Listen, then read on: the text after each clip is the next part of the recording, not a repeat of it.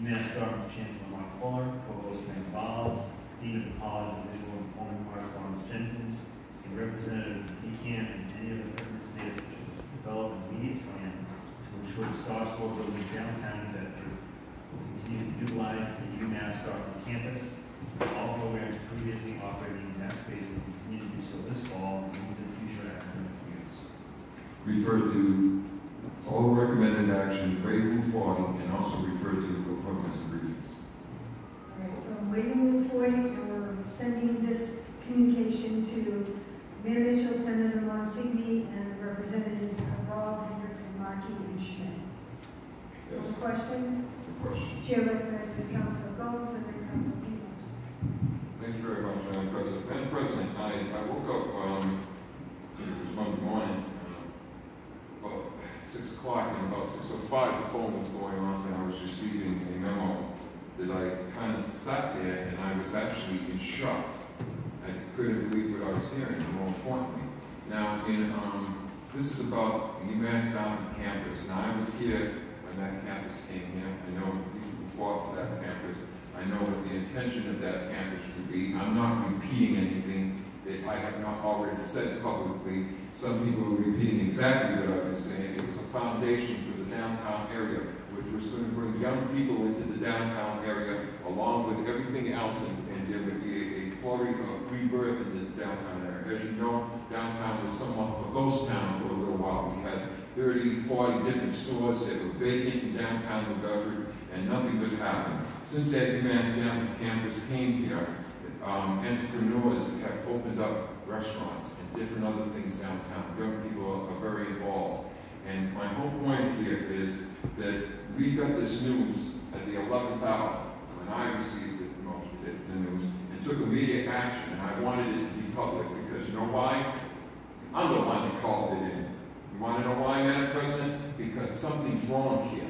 Something is desperately wrong with this happening, and the mayor of the city not being aware, the city council not being aware that this was happening. And let me make it clear, because this is another thing, because they're throwing little wrenches in there to twist this up a little. We're going to take city funds to take this building. No, I don't want to take city funds to get this building. I want this building to continue to function the way it's been functioning and what it has brought to the downtown area.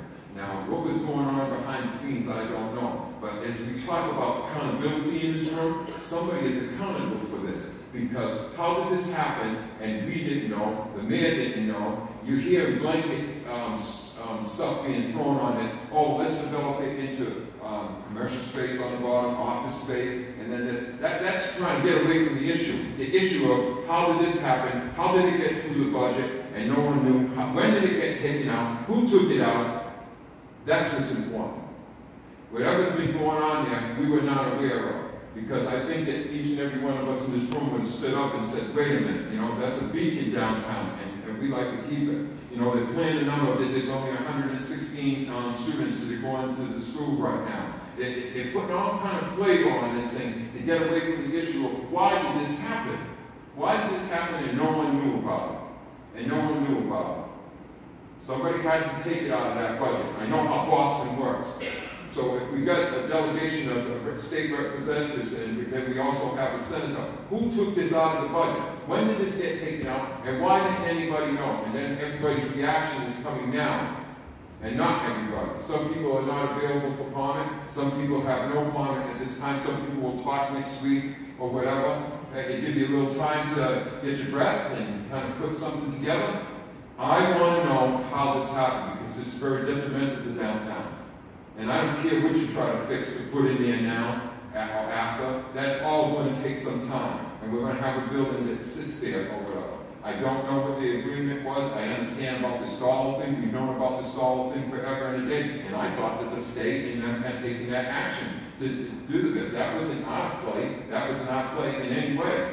That was taken, only to find out that that has not been taken. They're talking about how the building has deteriorated or whatever. Well, who the hell is in charge of the damn building and to keep those upkeeps going in that building? You can't figure this out. It doesn't take a rocket scientist to figure out that how some things have to work. And it seems that the more and more that we figure out things around here, that the more and more people are not doing their jobs, if somebody is not taking care of business the way it should be, and somebody was not taking care of the city of New Bedford's best interest when this money was taken out of the budget to continue to support this school. So I hope my colleagues will follow the recommendation. Some people might call this late in the Cummings. No, we were the first in the Cummings. When I placed this on Monday and I started talking to the media about it, was because somebody had to talk to them, because somebody had, matter of fact, talking to one person that is in the media. It was very interesting on their answer when I said, did you hear about this? And they said,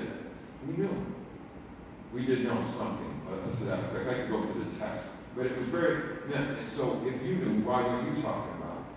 Why hadn't you brought it up? Something's being covered up here somewhere down the line, and I'm going to get to it. Because again, we talk about accountability in this room.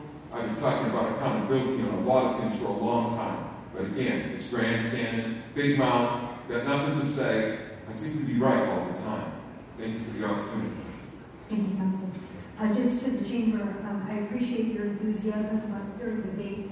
We don't allow applause, so I ask you please not to do that. Chair recognizes Council Lima. Thank you, Madam President. So, a couple of things. One, I'm not shocked at all. I wanted to have this conversation a long time ago. You hear a lot of questions about when did the money come out of the budget? I don't think it was ever in the budget. I don't think it was ever in the budget. It was. Right. No, I don't think it was. It was. It wasn't in the Senate budget. The money It wasn't the House budget, though. Colleagues. The money was never in the Senate budget. It was never there, therefore it wasn't taken out. Now let me tell you why I'm not shocked. I'm not shocked at all. If we go back to the 99-year lease that we wanted to have on the Criterion, I had, that was going to be taken as a home rule position, I had made a motion to send it to committee. And no one wanted to support that. Well, I never really talked about what I wanted to talk about, and it wasn't the Z. What I wanted to talk about was the Star Store building. I knew way back then that the chancellor didn't want the building.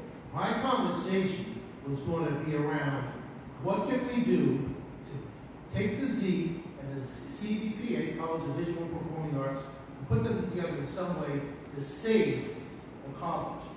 It's called the College of Visual and Performing Arts. I see a lot of visual arts there. I've never seen a lot of performing arts there. I've never seen a lot of, there may be some during AHA, but it's not known as a performing arts center. And I was always asking back then, and I talked to a lot of people, if there are no performing arts there, why don't the Z and the CVPA get together and create a program where the university runs the Z? You have all the students who are majoring in performing arts run the Z. You do all the programming there, and you end up getting a degree where you learn how to handle, how to hire janitors, you learn about sound systems, stage production, capital campaigns, the whole 9 yards. A lot of people just didn't want to hear it. And if you speak, there are a lot of politicians that are, quite frankly, on a higher level than I am, that don't want to hear it. And that's the conversation that I wanted to have. My word went as far as Chancellor Johnson, who's no longer there. And the bottom line was, the university didn't want the building. So the university doesn't want the building. I know there's a lot of pressure on the politicians, there should be. That's why we're here. Whether it's on the city level, the state level, there should be. But the bottom line is the university doesn't want the building. They haven't wanted the building for years. I've known that. I tried to have that conversation. It never happened. And I don't think, unless someone corrects me, the media can do a lot of good work, I don't think the money was ever in the Senate side of the budget. Because the university didn't want it there. If the university wanted it there, it would have passed. Who's going to step on Martigny and Cabral's toes up there at the legislature for $2.7 million to keep this building going? So I don't think it was ever in the budget.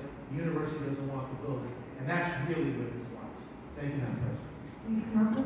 Chair recognizes Council Pereira. Oh, I'm sorry, I thought you were waiting one. Okay. Anybody else on the first? Chair recognizes Council Baptiste. I agree with my council from Ward 5. Thank you, Madam Chair. I agree with my Madam President. I agree with my councils from Ward 5 and Clara Street. Something's just fishy about everything that's going on over there, and I don't know why the school wouldn't want a beacon of light downtown. Like being a representative from Ward 4, knowing that building's been there, knowing how many people that it serviced locally, knowing how much culture that brought. to the community. Like, why would the school want something? It's not about the money, because the money ain't wrong considering how much, you know, money has to be put up in there. I think there's a lot of fishy things going around, because at the end of the day, what's going to happen? The school's not going to want it.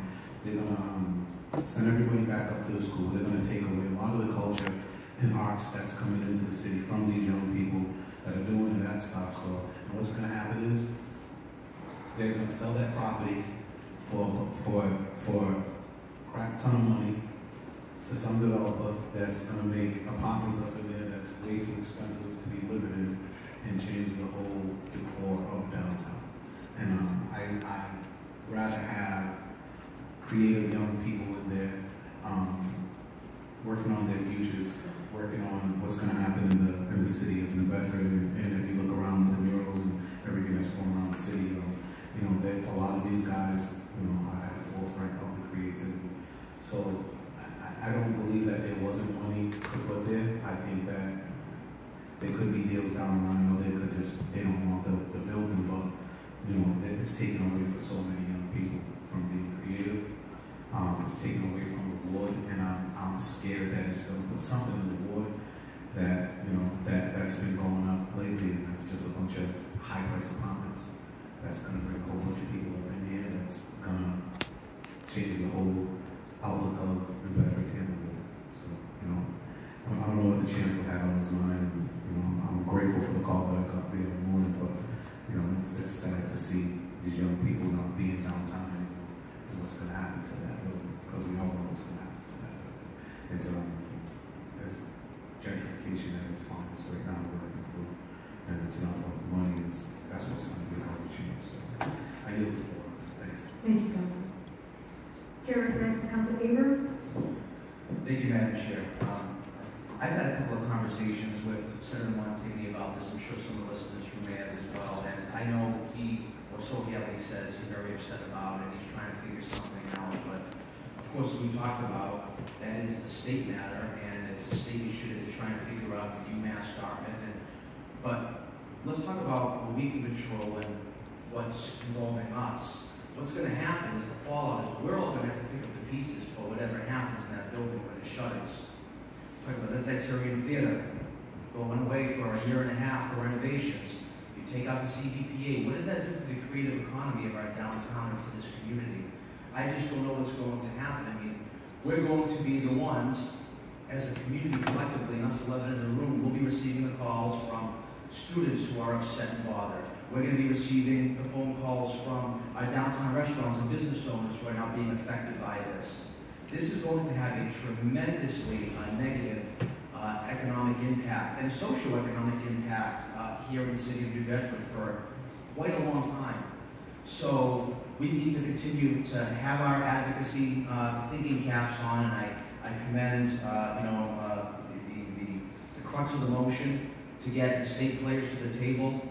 I'm not too confident any of them are going to show up, to be truthful with you. I hope they will and they should, but irregardless of that, we need to get some facts, find out exactly how this happened, when, where, who, what, and how, and in doing so, where do we go from here? How can we work with the property management group and the owner of the property and our economic development council, all of us in this room, the administration, to figure out if we cannot get the CDP back in, if we can't get UMass Dartmouth back in there, what is our plan? How can we work collaboratively in the public and private sector to revitalize that property and to get it to where it needs to be to continue the thriving creative economy of the downtown? I don't know what's going to happen with AHA nights, what's going to happen here for festivals downtown. It remains to be seen, but mark my words, friends, we're the ones who are going to be picking up the pieces and trying to figure this out. It's going to fall on us 11 and the mayor, not our delegation, because they're up on the hill, they vote, they do their thing. It's going to fall on us, so we better be prepared. Thank you, Madam President. Thank you, Council. Anybody else want to go first? Chair recognizes Council Gomes on the second.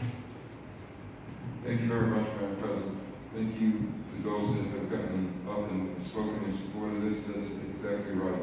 And remember that this motion is not to meet with us. I'm asking that we waive Rule 40 and that we move this tomorrow that somebody in that state delegation get in that governor's office and say, we need to talk to the governor, we need to bring the chancellor in, we need to talk about this immediately, because what has happened in the foundation back in Bedford is not going well with their leadership, is not going well with the mayor. Senator Montague is upset. I have not talked to Senator Montague. I understood that Senator Montague was on vacation, so I didn't get the opportunity to speak to him. But this was his baby. This was his doings when he got this to come to the city of Bedford. And I feel exactly the same way. This is going to be detrimental to the downtown area and what goes on there. But still, somebody has it. So what this motion is doing, I'm not asking them to come meet with us. We'd love to be part of it so we can give you our opinion. I'm asking them up in Boston to move and get some answers for us. Somebody is going to be held responsible. I don't care. We can talk about money not being in the budget. I understand the money was in the House budget. All we got to do is call the House. You know, the second thing that maybe we'll do, or maybe somebody from the meeting, maybe you ought to call the Senate House and ask them, how did that get removed? Because you know when you remove something in Boston, you got to put your signature on it. Do you know that, ladies and gentlemen? You got to put your signature on it. So we'll find out where this was taken out and who took it out, and then we can go from there. But right now, I want them to convene and address this issue. And maybe it might seem like Little New Bedford City Council telling the delegation and the Senate that they got to move on this, they got to do it. Well, you got to do what you got to do, because many of them seem to be caught off guard also on this. Again, I've had no comment. We'll have a comment next week. We'll have a comment when we get back. We need a comment right now. These kids are supposed to go back to school very shortly. The downtown area still has to function. You take this out of downtown, I think it's been said that you're absolutely right. It's going to be devastating to the economy downtown with its itinerary closed. And remember, on many of these businesses that come along, when you walk into these stores, it's young people that have put them together. And they've done a darn good job. They were part of this, and this was part of the plan in downtown, was to bring them college people. I want the schools back there. As a matter of fact, I'm going to throw this in just for change. I want Berkeley in there too, because if you got Rome in there, we'll stick Berkeley in there too. Because see, we're trying to get that here. We've been doing that for a little while, and that's going to happen in the city. That is going to happen. But more importantly, that building needs to stay open right now, and we need to have the delegation step up. I don't want to hear about no nice plans for later on, what we're going to do, when it's going to happen, because it's not going to happen right away. And I think it's been said in this room. We need action now. We need action now. If no action now, we'll only be the deterioration of downtown again, and we'll be looking for different ways to rebuild everything up in downtown. Thank you. Thank you, Councilor. Anyone else? Chair recognizes Councilor Gaber in a second. Thank you, Madam Chair. Just briefly for you to make a motion, if I could just offer up a friendly amendment, if you wouldn't mind adding Representative Strauss to this as well, as he's also with the delegation. Thank you. I'll yield. Councilor? Yes, I have no problem, and I have no problem with any of my colleagues signing on to this motion to assist in getting this action. Thank you. Thank you. Councilor Carney, do you want the chair or you want your name added? Just my name added. All right, very good. Anyone else? Councilor Lima? Councilor Baptiste? Councilor Gabriel? Councilor Moran? Councilor Oliver? Very good. All right, colleagues, motion before us was to refer the item to the delegation and to the administration and to waive Rule 40. Roll call vote. Councilor Avery? Yes. Yes. I don't mean to, I also ask that this refer to committees. You want to refer to appointments and briefings? I'm sorry, you do. Yes, thank you. I'm sorry, excuse me. Councilor Rojo? Yes. Yes. Carney? Yes. Yes. Holmes? Yes. Yes. Lima? Yes. Yes. Moran? Yes? Yes. Oliver? Yes. Yes. Rojo? Yes. 9-0. From the chair, Councilor Gomes, I'd like to do a FOIA request to the State House to find out how that money got taken out or whether it was even there. Madam, are you, President, are you telling me to put that into a form of a motion? Could we do that through us, or we ask the legal counsel? I don't know, I got a meteor on my left, I didn't get the hint. Items 28, 28A, 29, and 29A are in front of us. Ask the clerk, without objection, ask the clerk to read them all together.